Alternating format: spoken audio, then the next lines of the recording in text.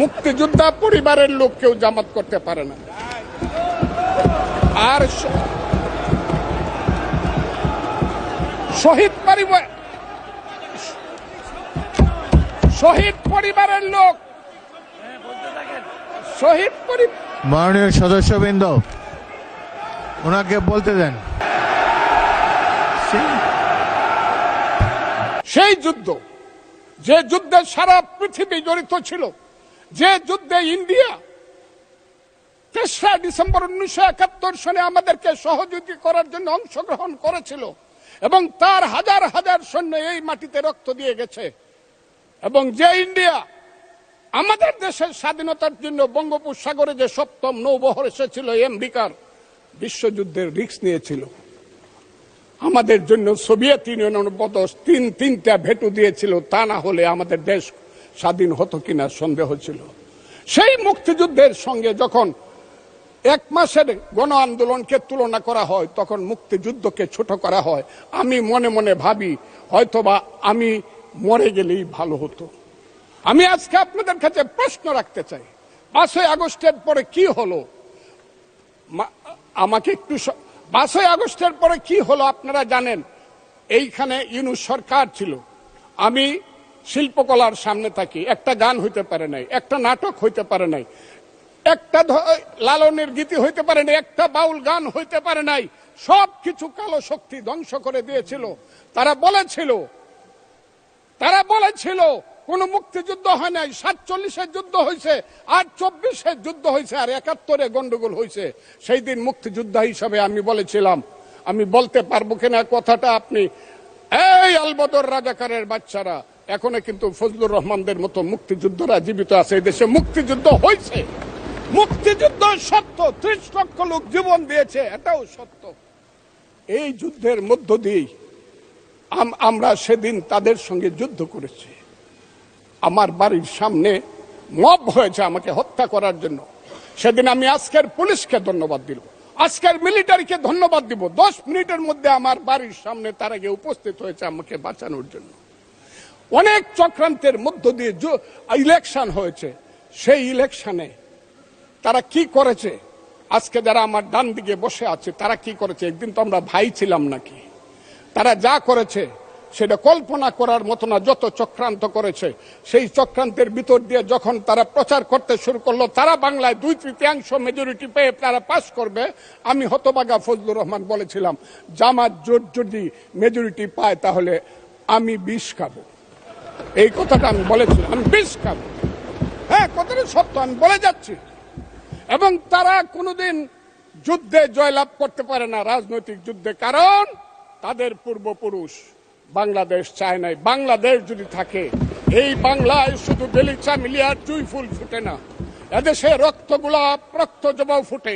এদেশের জঙ্গলে শুধু কোকিল ডাকে না, এদেশের জঙ্গলে রয়্যাল বেঙ্গল টাইগারও থাকে। যতদিন রয়্যাল বেঙ্গল টাইগার থাকবে, মুক্তিযোদ্ধা জিতবে, রাজাকার কোনোদিন এদেশে জয় লাভ করতে পারবে না। আমি চ্যালেঞ্জ করে বলে গেলাম। আমি আজকে আপনাদের সামনে আরো কিছু বলতাম, কিন্তু আমি টাইমটা দেখতেছি, আরেকটা কথা বলতে চাই। আমি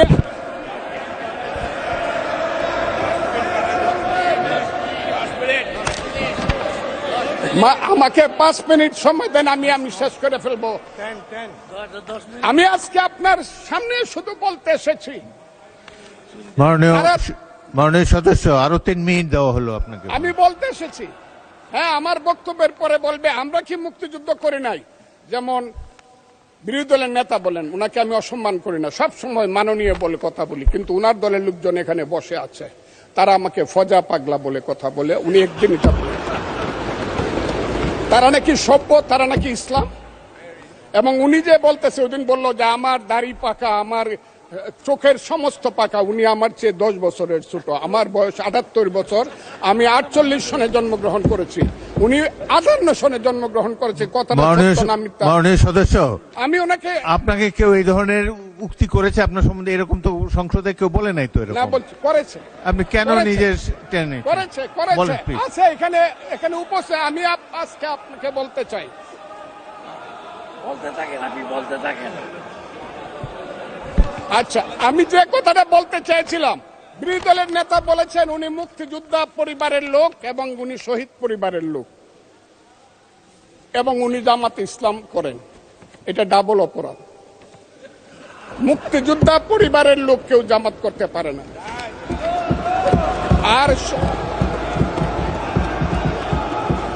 শহীদ পরিবারের লোক মাননীয় সদস্যবৃন্দ ওনাকে বলতে দেন।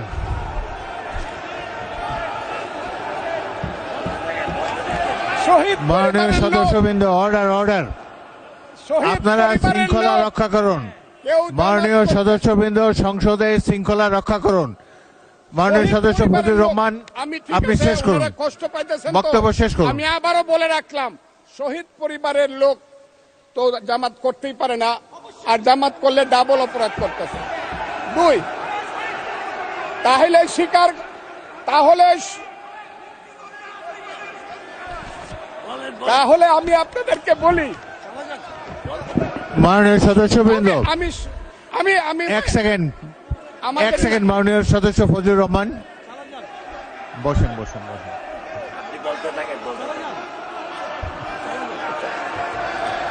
আমি আপনাদেরকে মাননীয় সদস্যবৃন্দ, প্রোটেকশন আশা করতেছি।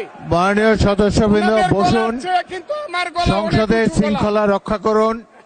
ওনার গলা, আমি কিন্তু ওনাদেরকে খারাপ কিছু বলি নাই। বসেন।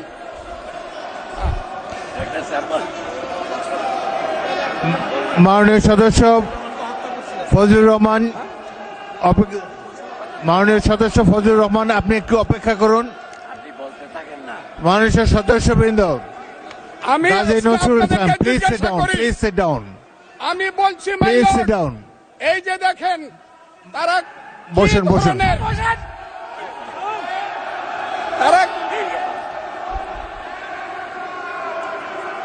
তারা কি ধরনের আচরণ করছে।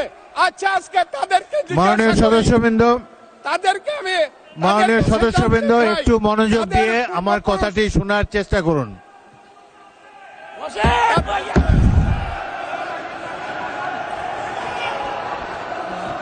মাননীয় সদস্যবৃন্দ, গাজী নজরুল ইসলাম বসুন, আমি আজকে বসুন বসুন, এই স্পিকারের কথা শোনার চেষ্টা করুন।